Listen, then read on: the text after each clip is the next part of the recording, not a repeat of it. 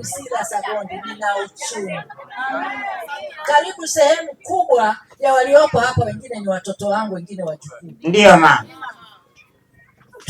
Umetuletea kitu ambacho tulikikubali, japokuwa gharama ilikuwa kubwa, lakini tukafumba macho tukasema tutalipa, kwa sababu nikilipa, nikipata hati yangu, nina uwezo wa kwenda World Bank nikakopa kabisa, nina uwezo wa kwenda mahali popote nikakopa, kwa sababu nina hati.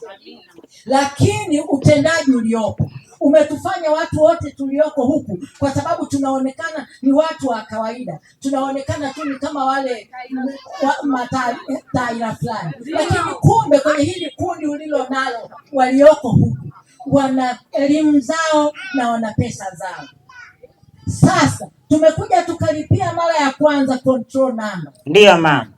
Kwa viwanja tulivyopimiwa kwa roho moja, control number tumepewa. Tulipopewa kwa sababu ya vile vipato, wengine sisi ni wastaafu, kwa vipato vyetu vile tulivyo navyo ni kidogo kwa sasa hivi, umri umeenda. Unaona, tukaenda tukalipa. Nimelipa kiwanja kimoja, nimemaliza, chenye nyumba. Kiwanja kingine kisichokuwa na nyumba nilikuwa na control number. Kiwanja kile kila nikienda, nikifika sehemu ya malipo naambiwa control number haifunguki. Mnasemaje jamani?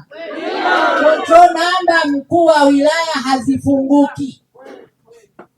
Yaani nina data ambazo nikikutolea utashangaa, kwa sababu nimekwenda shule, hivyo vitu lazima nivitunze na ni lazima nivifanye. Sasa kwa ushauri, kabla hujaweka X nyumba za wakazi wa huku, hawajalipa ndio, wana makosa ndio, lakini makosa si ya kwao. Makosa ni ile sehemu inayofungua control number. Watu wamepewa OTP number, wanapokwenda kufungua control number hawapati control number. Mimi nimekaa ofisini pale, bahati mbaya huyu ndugu alikuwa hayupo, alikuwa kwenye vikao hivi, vikao vyano vya wilaya. Nilikaa karibu siku nzima nasubiri ili nimweleze shida yangu ndugu Machumu. Ndugu Machumu hakuonekana, baadaye niliondoka. Niliporudi, taarifa tulizopewa na wenzangu hapo wengi ambao mpaka leo hii control number hazijafanya nini, hazijafunguka.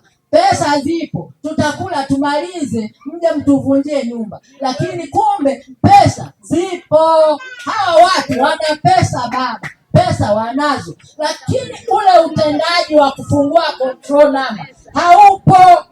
Sasa tunachoomba, unaona, sasa hiki kitu tunaomba utusikilize.